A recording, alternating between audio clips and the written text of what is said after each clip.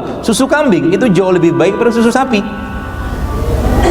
Ya, susu kambing itu relatif lebih basah daripada susu sapi. Susu sapi itu asam.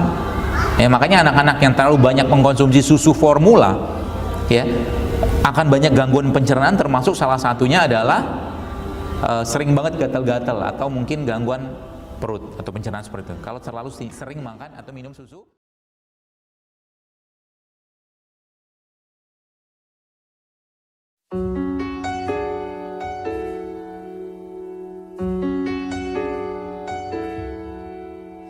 Here comes a wave meant to wash me away, a tide that is taking me under, swallowing sand left with nothing to say, my voice drowned out in the thunder.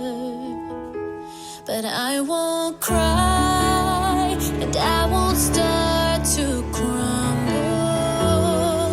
Whenever they try to shut me or cut me down,